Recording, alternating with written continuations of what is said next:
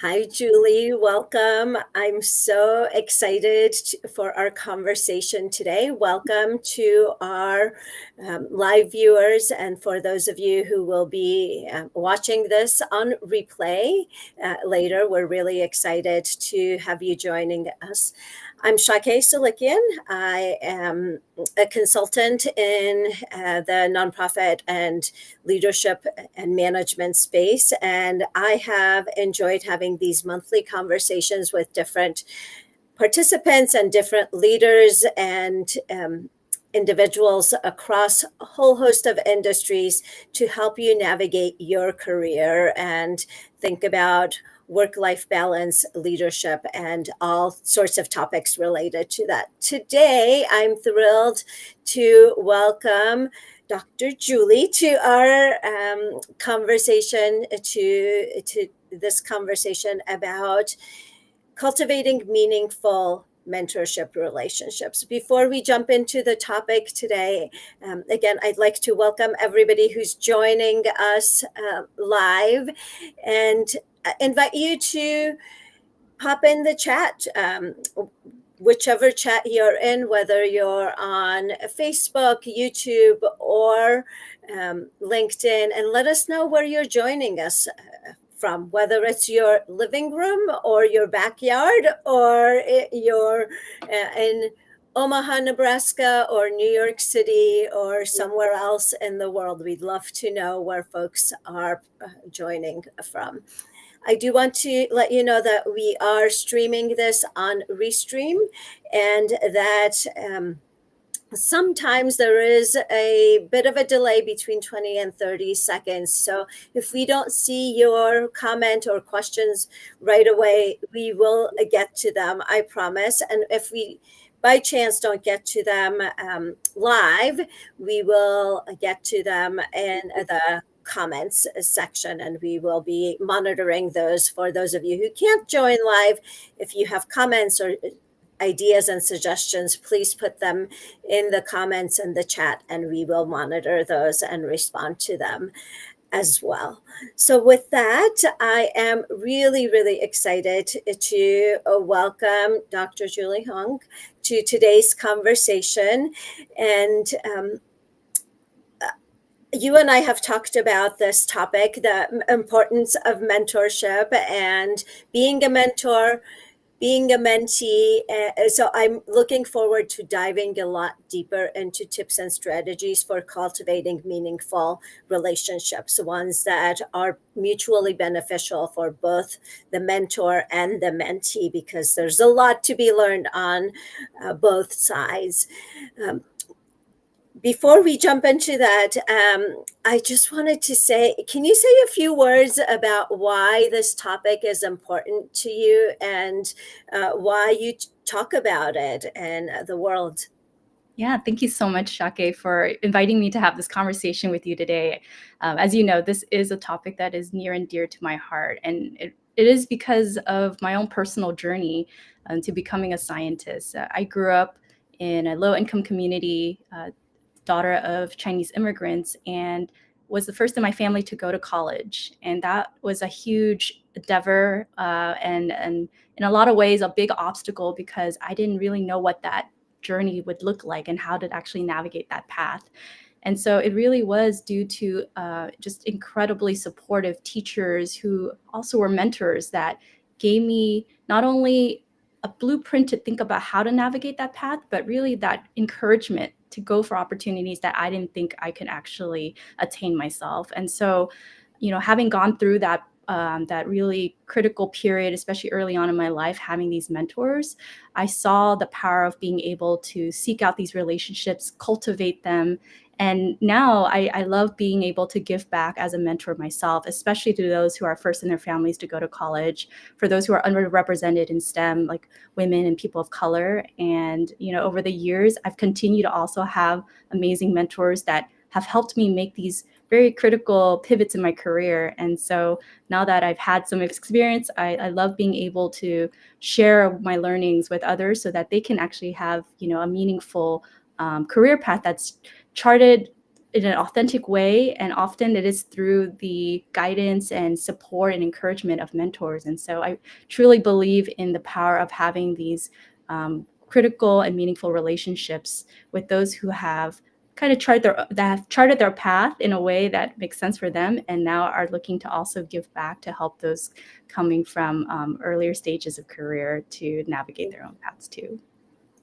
That's great. Thank you. I'm so glad you've had people in your life who have helped you think about different options and different careers and helped you elevate what is possible for you, right? And step into your personal power and opportunities. Let's start with some definitions. How do you define mentoring?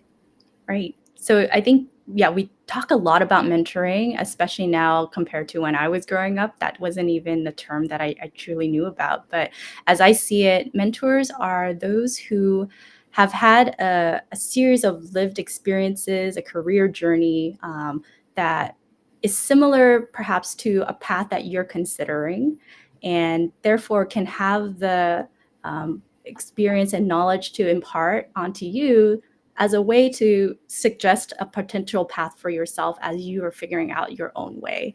It's not a exact blueprint, but someone who's lived through that experience of, for example, becoming a scientist, and that was my dream.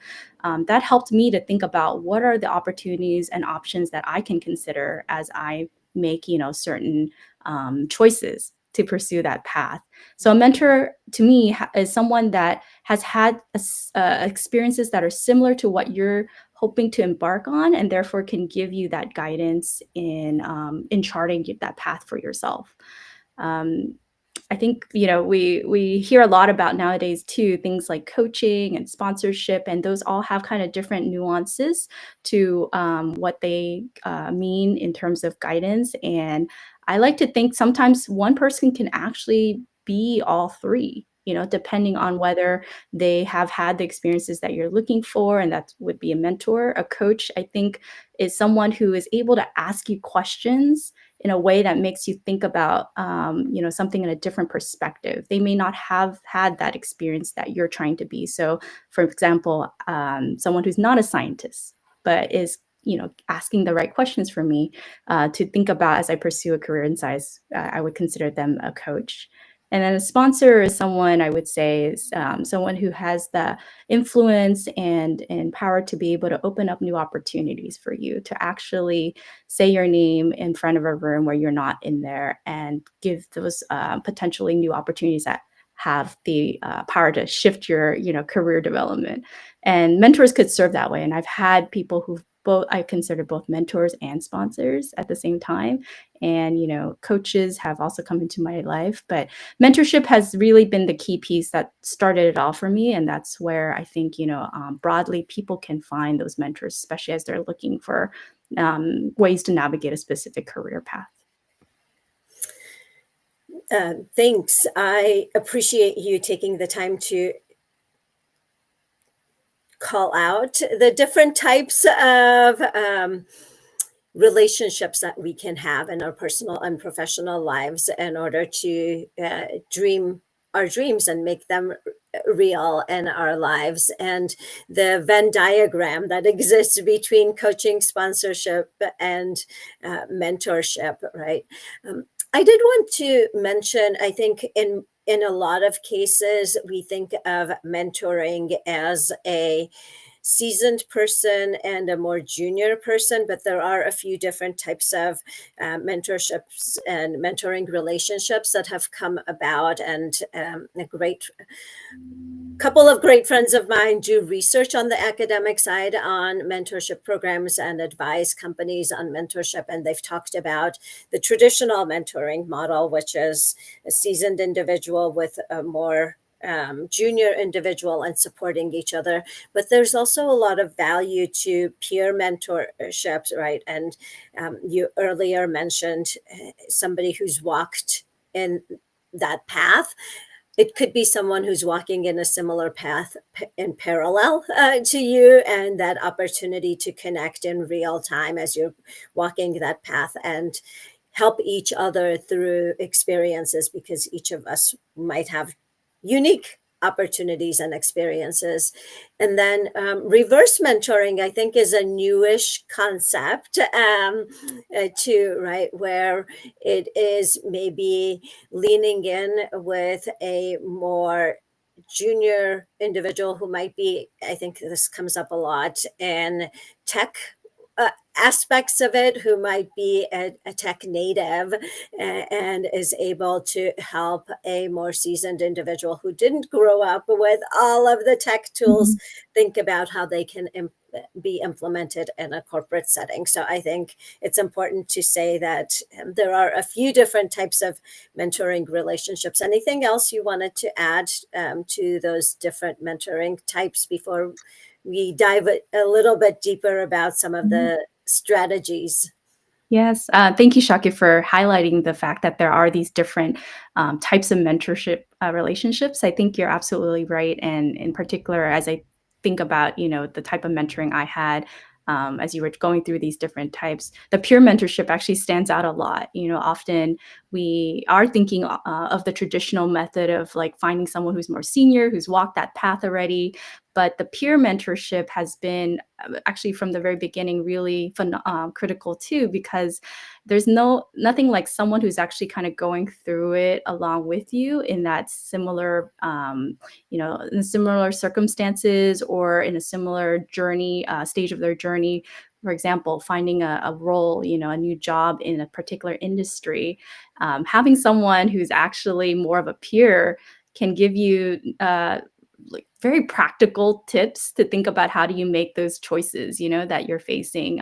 Because someone who's a bit more senior, they're seeing it from a different lens, and they of course can give you that advice from that perspective. But the peer mentoring has also been a really key part of my own experience, and in a lot of the mentorship programs that I've now been able to lead and create, we also really encourage that in addition to having that senior mentor, that they get together in pods with their other peers to be able to help think of new ideas and work through challenges that are with very practical, lived experiences from their peers on how to navigate some of these, challenges that they're going through. So thank you for bringing that up. And reverse mentorship, even though for a lot of us we may not be looking for a particular skill set in mentoring, I think it does highlight, and maybe we'll talk about this actually in terms of the value of why we actually, should spend the time to mentor others. For me, I think it's actually really fun to get to know often someone who is in a different generation, perhaps, younger generation, and to know what is most important to them, what is top of mind, and their concerns, what excites them. And it is a way for me to stay in touch with what is happening with this emerging group of leaders that are coming up. And so I like to think of that also in some ways as reverse mentorship, because I get a lot out of those mentoring relationships when I'm learning from my mentees about what's going on in their lives and what's most important to them at the time. Thank you. I think you've already touched on some of the benefits for both the mentee and the mentor, right? In terms of what's in it for me, because oftentimes people think about, why should I do this? It's an investment of time, and time is the one commodity I can't get more of. Mhm. So why should I invest my time? Um, Let's dive into some other actionable strategies. What are some key steps individuals can take to cultivate truly meaningful mentorship relationships, whether they are the mentor or the mentee? Right. I think it's important whenever you're establishing, a new relationship, especially something revolving around mentorship. It's good to set some expectations, align on them with each other. I know sometimes that can feel like awkward to talk about, what this would look like, rather than just diving right in and letting it happen. But having some clear expectations, because as you said, time is our most precious, resource commodity, and if both parties are in agreement to put in time, there must be some aligned expectations and goals that will help make sure that both parties feel like this is a good investment of their time, right? So I like having those initial conversations to really learn about what the goals are of my mentee.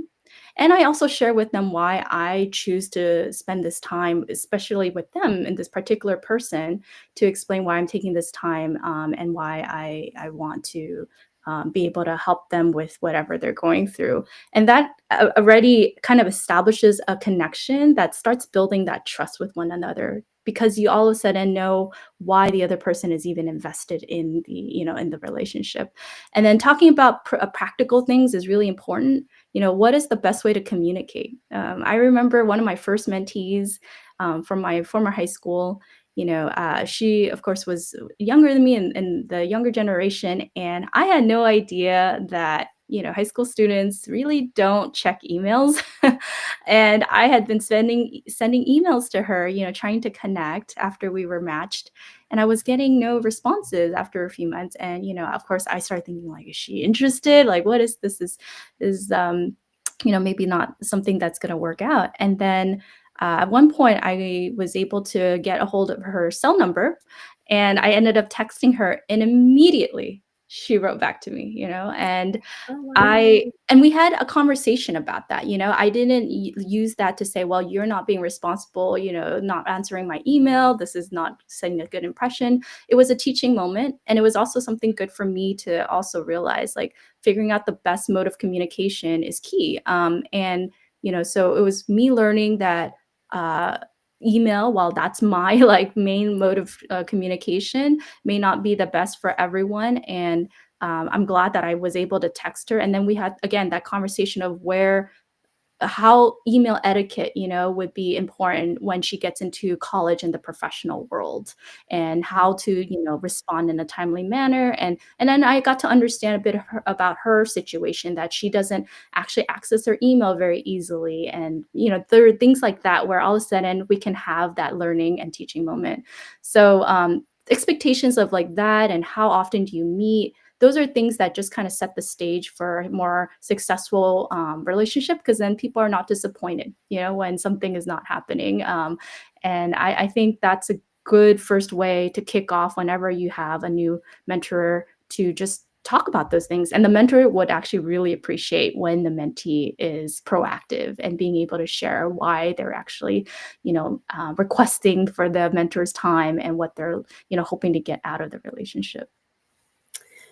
I love that. Actually, that jumps into the question I wanted to talk about next. But before I do, I again want to welcome and invite our audience to introduce themselves. Let us know where you're watching from. Put it in chat. I would also want to invite you to be part of our conversation. So ask your questions in chat or comments, and we're paying attention to those. And welcome again, whether you're live or watching this later. Please add comments and questions, and we will certainly connect with you.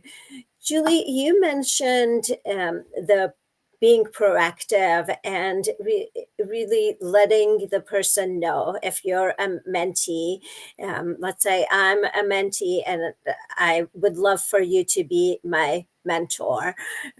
How would I approach you? What would be helpful for me to share with you on why I'm seeking your assistance? Mhm. Yeah, I think we can even step back a little bit in terms of, forming that initial connection. I think, and maybe we'll talk about this too, like ways to find the mentors. But if you're coming through, to this person as a mentor through a common connection, right? I think that's always helpful to explain, why you are seeking a mentor right now. What are the challenges you're working through, and how you learned about me as a person, and what is it about my experience that may help you as you're going through, you're navigating your challenges. I think that really that gives the mentor an idea of what to initially at least focus on, and to know whether I'm the right person to actually help you. Because maybe in the end, if you share with me Let's say you're trying to break into industry from academia and you've been, studying biosciences, then I could definitely wholeheartedly say, hey, I have that experience. I can definitely share with you my own journey. But let's say you're an engineer, and while I can help you in some ways, and I can have some conversations that might be relevant, I may know someone else that actually has had that background to help you navigate the transition from being an engineer, in academia going into industry. And so I think, again, being just clear in why you're seeking a mentor is helpful. And it could very well be that I'm not even sure what my next steps are. It's not that you have to have a clear blueprint and why, what you're hoping the mentor can help you figure out. It could be that you're seeking a mentor to help you actually figure out what that blueprint is. And so I think being vulnerable and sharing, where it is that you need help helps to cultivate, again, that initial level of trust and to help the mentor understand, am I the best person to help you? Mm. I love that, right? Because it is about the relationship and not one-sided. You might think this person is great, and the other person may not necessarily see the same point. So unless you're having that clear conversation, there could be a disconnect between the two. And what is the purpose of this particular mentorship relationship? Um, Two things. You mentioned the how to find a mentor, so I'd love to talk about that, and then I'd also love to touch on how long are mentorship relationships. I've attended a bunch of different women's events recently, and at every single one of them, people have said, "Find a mentor, get find a sponsor, get a sponsor." It sounds great in theory, but how do you do it? How long do you keep the relationship? Those are all questions that people have, that it's assumed that everybody knows how to do those things. Right. Right. Great question. Absolutely. Could see why, how do people start, right? And I think there are fortunately organizations that they see the value of mentorship, and so then they create mentoring programs, which really helps to establish that community and already facilitate those connections through an official, matching process, application and matching process. I myself, I think when I was younger, I had these teachers that saw potential in me and then gave their time without me even knowing, again, that this was mentorship. Later on in life, when I went to college and in grad school at Stanford, that's when I started to find out about these more official programs that were through nonprofit groups like the Association for Women in Science. That particular organization really stands out to me because it was one of the first official mentoring programs that I participated in when I was a graduate student. And that program, taught me a lot about what it means to be a good mentee and why mentors, give their time, and how to actually create this community of peers as well. And we talked again about the peer mentorship, and we would get together on, every 2 months for workshops, and we would get to know our peers. And so, if there are these programs, and I do think that they do exist, and since then, I've gone on to chair different mentorship programs. One's focused on Asian American professionals through an organization called Mount Jade. Asian American mentoring program. And then there's also, times where you might not actually see opportunities to be mentored. And so then you might want to actually like create programs yourself. And so I think that there are all these different opportunities that are out there if you look for them through these organizations that are focused on, empowering particular communities. And if once you end up joining those, what I found is, for myself, I start to get to know others within that network who aren't official mentors, but then have that potential to become mentors of mine, So even though you may have one officially matched mentor, if the program allows you to get to know other mentors and other peers in in the group, then you can start developing those relationships, and over time, cultivate a mentoring relationship with someone else. And Mm, that's, I think, how you actually find the more organic mentors. It's really through the networks that you join through either a community organization or through your, network of just individuals from work or from academia if you're still in school. And as you learn about others within your network, these second degree connections, who are connections to someone those people could potentially be mentors if you see that they have, experiences that you want to learn more about. And so for me, it started with those, core mentorship programs that were from these organizations.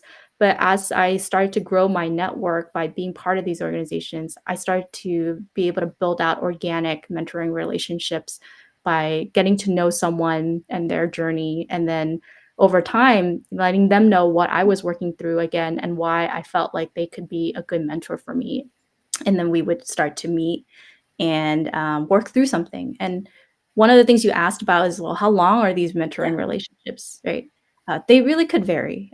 They can vary from, a few short months as you're navigating a particular part of your career journey. I've done that in the past where I worked with someone as they're trying to make a transition from academia into industry.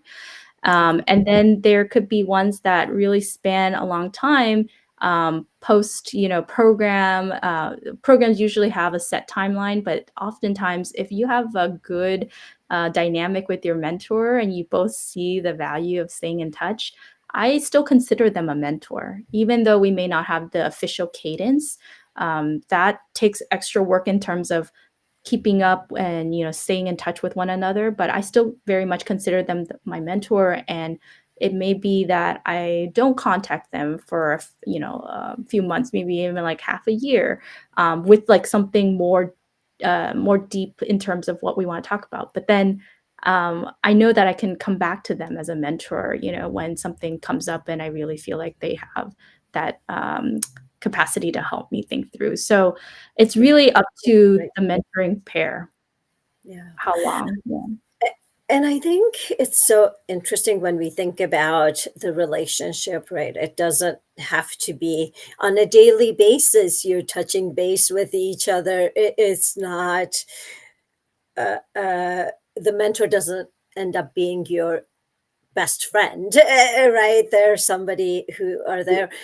As you were talking about, this next week is actually my oldest mentor's birthday, and I'm super excited to connect with her. I've known her for almost 30 years. I think she's the one Wow. person who's known me for professionally, um, other than my parents and my immediate relatives, who's been in my life through a lot of different aspects of my career, my life, and we've talked. And I, she's a huge mentor because she saw opportunities to allow me to grow. We worked together many, many years ago, and she would see things that I didn't know I could do and would assign me opportunities and walk me through, and has since advised me on different transitions in my life. And it's that relationship, friendship now, right? Again, it's a mutual friendship, and we talk about things. And my career took me in paths that were different, and eventually she worked at a different institution where she worked with somebody who did what I did, and we had Mhm. conversations, and I was talking about that aspect of the work. So it can ebb and flow. And this is not a person that I am in touch with super regularly, but when we get together, it's like no time has passed. Yeah. Right? Mhm. We have meals together or phone calls. Sometimes our phone calls can span hours because we've known each other for such a long time. So I think it can certainly ebb and flow. We're coming up on time, and I really appreciate you sharing a lot of stories, a lot of information about your own personal experiences. Any final words of wisdom for both the mentees and the mentors in how to make this a mutually beneficial relationship, and how to cultivate something that is enriching for both parties and not seeming as, oh no, I have to now go meet with my mentor or go meet with my mentee in a formal setting.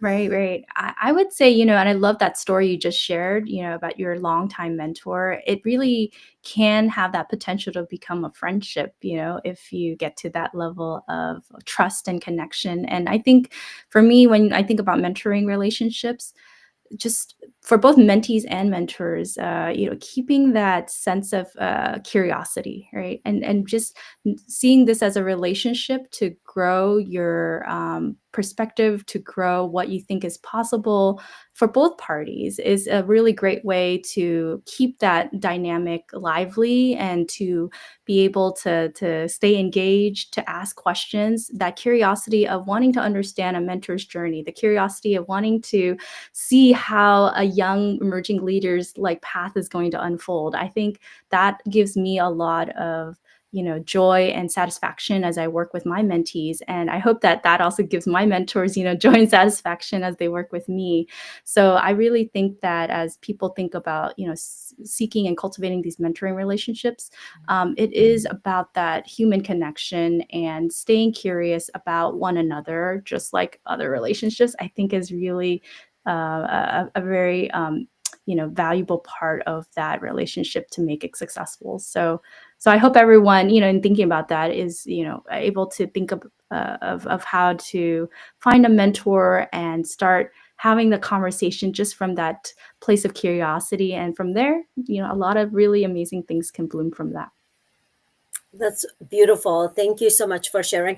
And one additional thing that your response prompted and your comments prompted is that sometimes it's good to seek out mentors who are different than us, Mm. right? People we admire are doing things. We might be someone who struggles with being extremely direct, and we might have somebody in our organization or in our lives who is very direct, and we want to develop that. So asking somebody to be a mentor because of that, right, and saying, Yeah. I'm working on this. It's easy to have a friendship and a relationship and connect when there's a lot of alignment, but I think mentorship opportunities can exist when you're slightly different, and they can help you see things from a completely different lens as well. And that curiosity allows you to uh, tap into that. Oh, how can I adjust? How can I do this to be, in my example, like more direct? And what can I learn from this individual in this particular setting? Yeah. Julie, thank you so much for today's conversation. Thank you for all of the time and energy you spend mentoring people, talking about this important topic, creating mentorship programs in a whole host of different organizations, ensuring that people are being elevated, and women and historically marginalized communities are part of the scientific community. We are a better world because we have different voices involved in the conversation and in the decision making, and in thinking about what are we missing and asking the questions, right? So I personally would like, on behalf of all of your mentors and mentees, thank you for spreading the word about mentorship and sponsorship and coaching, and helping people see that there are others who want to elevate them and support them and help them advance professionally and personally. I've really enjoyed this conversation. I really enjoyed our friendship and our connection. So, thanks again for your time. I wish you a fantastic rest of your day. Thank you, everyone, for joining us again. Feel free to add comments and resources, additional information in the comments in the chat, and we look forward to seeing you next time. Thanks. Thank you.